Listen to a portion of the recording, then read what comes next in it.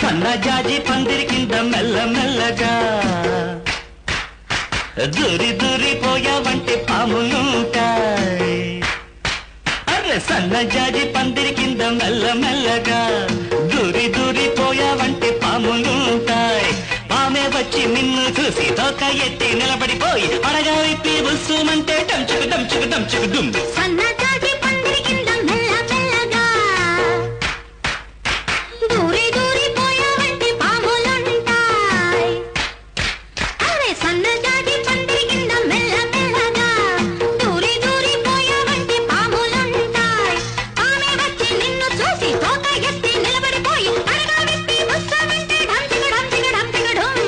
ముద్దులివ్వకుంటే ముళ్ళు గుచ్చుకుంటది,